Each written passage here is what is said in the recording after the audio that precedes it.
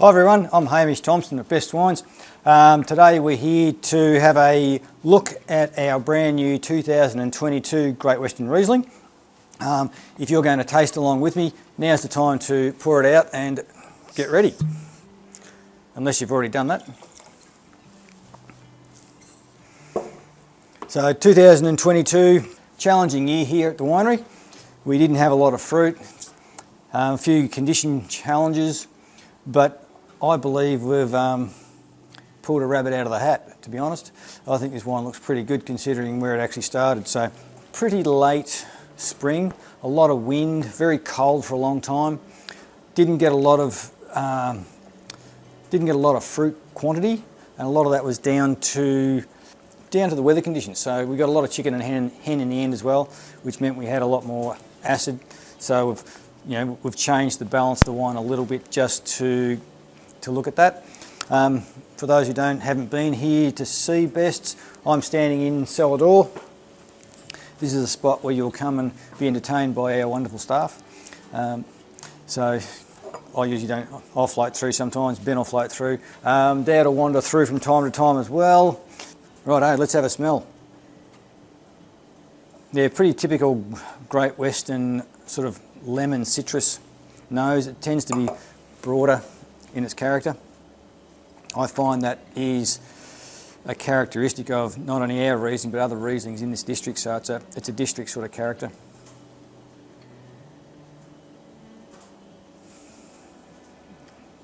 Touch of sweet cantaloupe, sherbet. Yeah, quite lifted.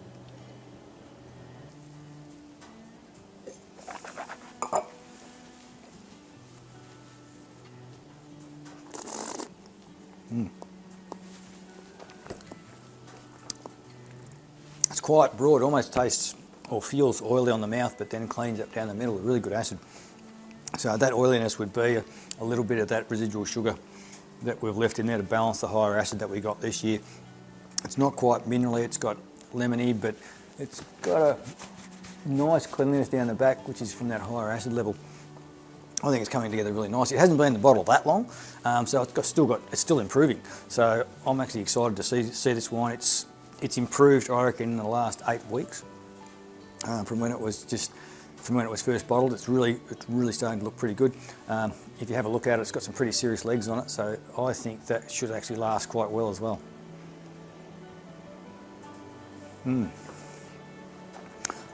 I'm thinking whiting with watermelon and vinaigrette. There you go. Something fresh, summery, bright, or cantaloupe with a bit of vinaigrette on it. It's got that sort of sweet sour sort of combination going on. So yeah, I reckon it's drinking well now. I think it'll peak in about I reckon it'll finish coming together in probably another month or two. Should drink really well, I reckon, for the next 6 to 8 years. I think it's got good balance. I like the sweetness, the viscosity it's got on it. It's going to be a fuller style of wine compared to the 21, which is quite fine and elegant.